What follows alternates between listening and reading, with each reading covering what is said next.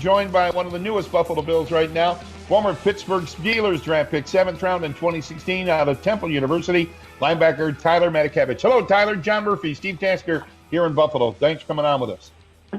How you guys doing? We're doing great. We're happy to talk with you. Are you at Trumbull, Connecticut as we speak today? No, I'm currently in Pittsburgh right now. Pittsburgh. So that's where I'm at right now. I got you. The reason I asked about Trumbull, I was doing a little research. Steve's giving me the stink eye now because I did a little research. But Trumbull, as any Buffalo sports fan would probably tell you, Trumbull's the home of one of the great all-time Buffalo Sabres, Chris Drury, former Little League World Series champion. A little bit older than you. You ever come across him, or do you know much about him or that Little League team? Oh, yeah, I know him. He's got Colony Pizza. He owns his Colony Pizza out there. He got some good pizza up in Connecticut. Yeah, didn't you send 30 pizzas to your mom? Your mom's a nurse. First of all, tell us about your mom. How is she doing in the midst of this pandemic? I know she's on the front lines, a nurse working in the hospital up there. How is her atmosphere for work up there, and how's she doing? Well, yeah, no. So my mom currently, she's not in the hospital anymore. She was a nurse when we were growing up for like 20 years. Just at a little pediatrician's office. But a lot of my friends and some of my close family members, they were nurses and stuff at the ER, and I just wanted to do something for them, because I know they're going through some crazy times right now. So I was able to get them about 100 pizzas delivered to the hospital. So that was pretty cool. And this Chris Drury owns that pizza shop, is that right? He owns I think he's part owner. I think he owns one of them. You know what I mean? I got you. Partially owns it type thing. Have you ever met Chris Drury? Have you had a chance to talk to him about Buffalo or what it's like here, I wonder?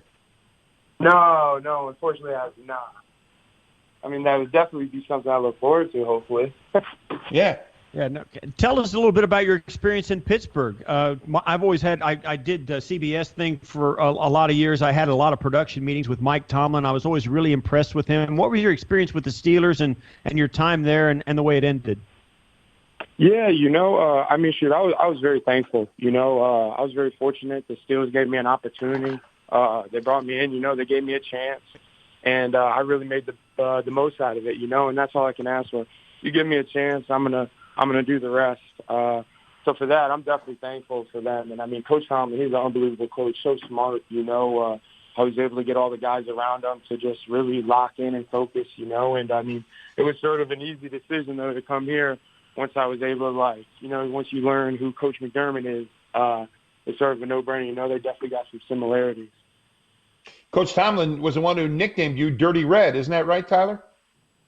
Yeah. So he called me. He was calling me Red my rookie mini camp, and then by the end of OTAs, he was just like, man, we're just gonna call you Dirty Red. That sounds better. And I was just like, man, you guys can call me whatever you want. Just keep me around. Yeah. And, I got another coach to ask you about, former Bills special teams coach now with Pittsburgh, Danny Smith, regarded as one of the better special teams coaches around. What did you learn from him? What did you get from Coach Smith? Coach Smith was Danny was such an unbelievable coach. He really made the game so much easier for myself and all the other guys.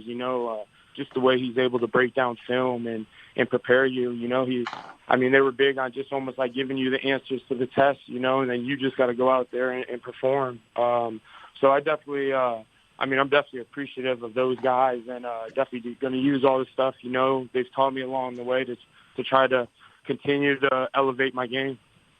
Your head coach here in Buffalo, Sean McDermott, was a coach in Carolina. You grew up idolizing Luke Kuechly. Did you talk to McDermott about the kind of guy Luke Kuechly was and how Sean, his respect for him and his coaching affected Luke and his time with him? I haven't had the chance yet but I'm definitely looking forward to it. I was able to talk to Luke every time we'd play him, because we would play him every year at Pittsburgh, at least, whether it was preseason or regular season. But I would have the chance to talk to him. I remember going to see him when he was at BC and stuff like that. So just having the chance to talk to guys like that throughout this journey, it definitely is something special. Just to learn and just have the opportunity just to talk with him. Live on the line with Tyler Matakevich, Buffalo Bills linebacker, signed to a contract back a couple of months ago now. Hey, Tyler, one start in 4 years on defense for Pittsburgh. How important is it for you to get snaps on defense, playing time on defense? Is that something you're looking forward to here in Buffalo, do you think? Yeah, it kills me not being out there on defense, I would love to be out there for 70 snaps or, 60 snaps a game. But unfortunately, I just had to be behind some talented guys throughout the way.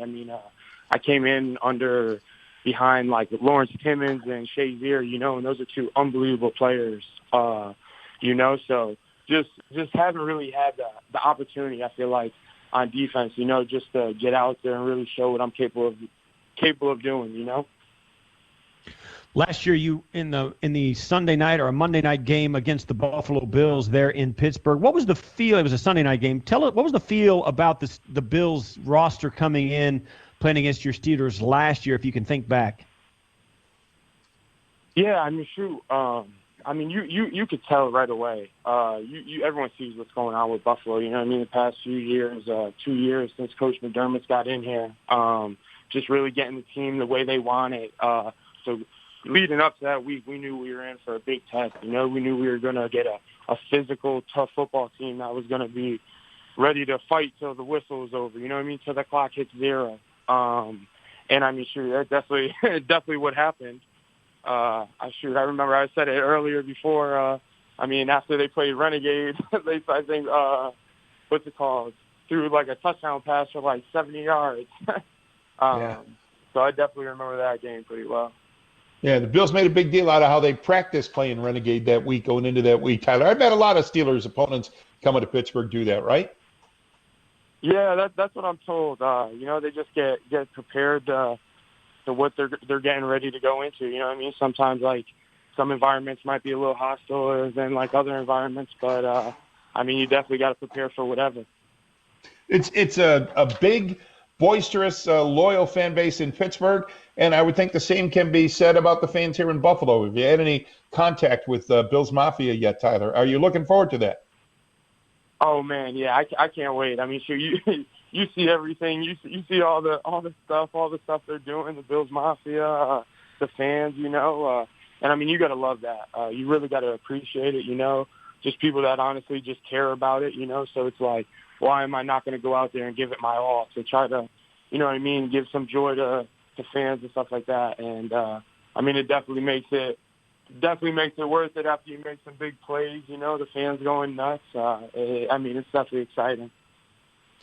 I was on the sidelines a few years ago on the night that Ryan Shazier got hurt in what looked like, and I know you've seen it on film and you experienced it as a teammate of his, it seemed as though it was kind of an innocuous hit. It didn't seem like a big catastrophic collision, and yet it seems to have ended his career. What was the atmosphere like for his teammates, for you and for the other Steelers, to see a guy of that caliber go down? And how has it affected you going forward? And what's the atmosphere in your locker room like when Shazier's name comes up? Yeah, that was definitely something I never thought I would experience. It was crazy. It just looked like a routine play. Then all of a sudden, he couldn't move. You hear him just like, man, I can't feel my legs. But that dude right there, he's one of like the toughest dudes I've ever met. With everything that happened to him, not being able to walk. That man had a smile on his face every day. And he just really made you appreciate everything that you got in your life. And that like you're able to do, because he's had to start from square one, and it truly is amazing seeing where he was to where he's at right now. It's unbelievable. We're live with Tyler Matakevich, Bills linebacker, signed to the Buffalo Bills a couple of months ago, led the NFL in special teams tackles for 4 straight years. Tyler, you're expected to do the same here. You were special teams captain for the Steelers. The other guy interviewing you today, my partner Steve Tasker, was special teams captain for the Bills for a long time. What do you think the role of a special teams captain is? What are you supposed to do as captain of that unit? You just got to lead by example. You just got to make sure everyone's ready to go, everyone's prepared, everyone knows what they're doing. Because I mean, if you trust the guy to your left and your right, all you got to worry about is yourself. And that's it, just really making sure all these guys are on the same page, just fly around fast, have some energy. And I think that's what they do, I think that's what their special teams unit does right now. You see those guys making plays, and I'm definitely excited to go join, hop on train, and get this thing rolling.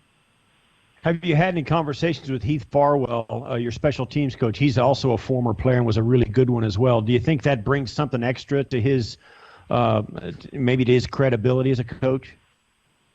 Oh, absolutely. Sure, his resume speaks for itself. I'm pretty sure he went to a Pro Bowl and stuff like that. So, I'm definitely looking. I definitely have had some good conversations, but I'm definitely looking forward to. Hopefully, I can learn another trick or two. You know what I mean? To just take my game to the next level and just help all these guys be a better unit. Last thing I have for you, Tyler, it's a weird situation now with we're supposed to be in the midst of off-season conditioning in Orchard Park. You guys are doing it virtually, and you have a day off each week. What's the routine like? How's it been going for you and the rest of the team, would you say? Yeah, it's definitely different, like you just said. We'd be up in Buffalo right now. We'd be starting practicing pretty soon. And unfortunately we're not, so this is definitely a shock. But it's definitely just a lot of learning right now, a lot of teaching. There's only so much you can do. You can't do your walkthroughs and stuff because unfortunately we're in circumstances. But just the Zoom meetings, you just understand the playbooks, the fundamentals, and just really just getting a feel for who some of the guys are, around you. Hey, Tyler, thanks for this. Hang in there, stay healthy, and we look forward to seeing you when you finally do show up in Orchard Park. Thanks for coming on with us today. I appreciate you guys having me.